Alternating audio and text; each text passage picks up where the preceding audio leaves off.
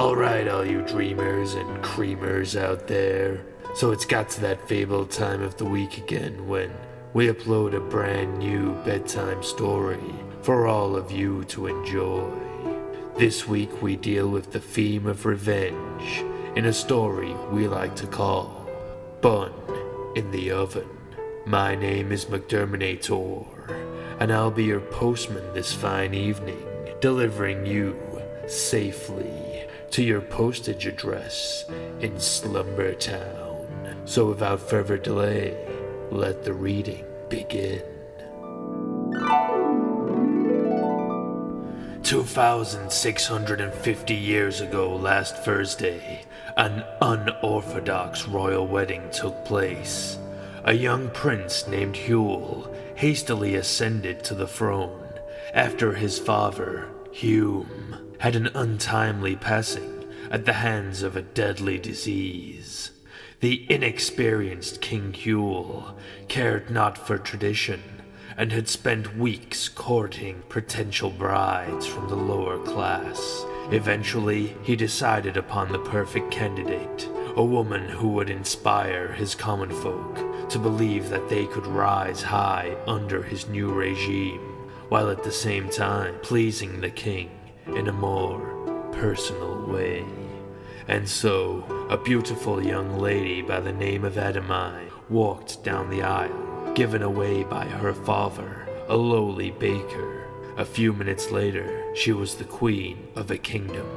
That night, the ecstatic newlyweds consummated their marriage, and it wasn't long before the baker's daughter had a bun in the oven. 18 years later, the royal baby had grown into a young woman, thrice as beautiful as her mother ever was. Princess Amanita was her name, known throughout the land for her unwavering kindness and love of all of nature's creatures. She was, however, known for another reason. The whole kingdom had been sworn to keep the horrible truth of her lesser lineage from Princess Amanita, an oath the king had actively enforced. Over the years, he had claimed the tongues of scores of men and women, all of whom had attempted to disclose the king's secret to the young princess. This had caused a general loathing of the royal family amongst all of the townspeople. Behind closed doors, some even went as far as to denounce the budding princess, cursing her for her tainted, half-breed blood. One day, the king decided that he wanted to increase the riches of his kingdom. He ordered that all of the caves should be used as excavation points to mine for what immense treasures his land may hold. This upset a great number of cave witches who had survived undisturbed in their dwellings for millennia. At first, the cave witches banded together and resisted, but eventually they all just decided to find other caves to live in elsewhere. All except one. Lavernia was a cave witch who harbored an unfathomable knowledge of conjuring and curse. Using her supernatural cave witch powers, she was able to transform herself into a small bluebird that possessed the ability to speak the human tongue. She flew to Princess Amanita's window, perching herself on the ledge. "Hello, child," the bluebird said, initiating the first phase of Lavernia's plan to destroy the legacy of King Huel. Oh, hello there, Mrs. Bluebird. What do you know? "I know you are a filthy half-breed, an abomination, a rancid mistake. Your existence is cruel to existence itself." Princess Amanita was shocked. Mrs. Bluebird, why do you speak to me so? This is no way to address a princess. Ah, but you are no princess. Your father may be a king, this is true, but your mother, she's nothing more than a commoner, a baker's daughter, no less. An under person, to be sure. Princess Amanita burst out of her chambers. She had to confront the king about this most distressing revelation. However, by the time she found him, the time for talking about such matters had most definitely passed. She had a servant explain to her what had happened as she looked down at the pale, stiff body of her father.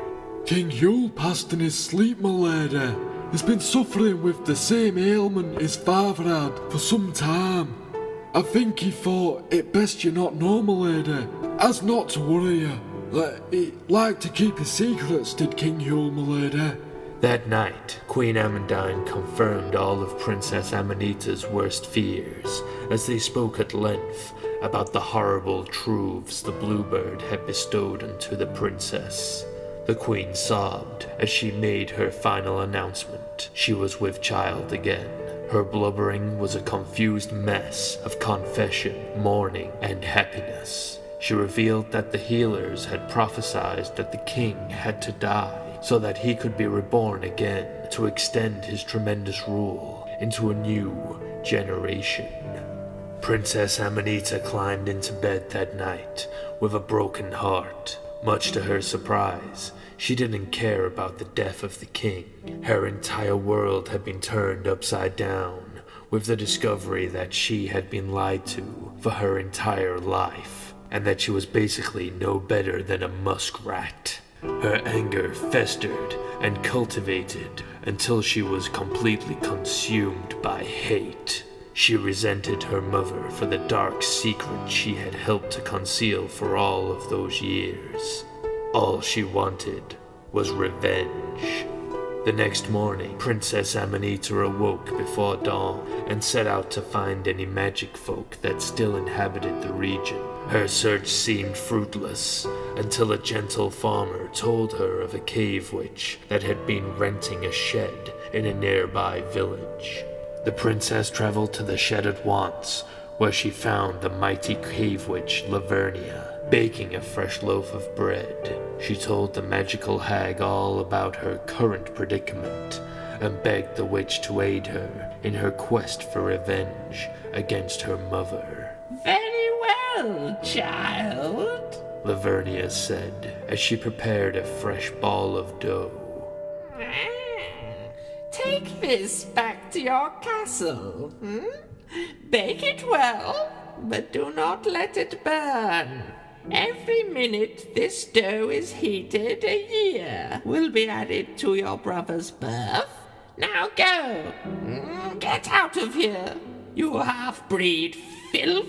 The vengeful princess couldn't wait to bake the mystical bun and implement the cave witch's spell. But the day's labors had exhausted her. She placed the supernatural bun in the oven before laying her head down to rest. It wasn't long before she had fallen victim to the curse of sleep, leaving the oven unattended. After some time, the kitchens caught fire, and a great blaze ensued. The fires engulfed no other building than the castle, laying waste to everything and everyone that was unfortunate enough to exist within its ill-fated walls. Days later, a cheerful bluebird flew over the smoldering ruins of the castle. Smoke and debris from the catastrophe had polluted the air, but the bluebird didn't seem to mind. She chirped a joyous tune for all to hear, for her plan was now complete. Well, wasn't that just a fantastic bedtime story? I do hope that you all enjoyed this one, and I'd like to take this opportunity to say thank you to everyone who is liking and sharing our videos. Remember, if you do subscribe to our channel on YouTube, or if you do share any of our videos on Facebook, you will have one wet dream, and who knows, maybe I'll be in it. Sweet dreams.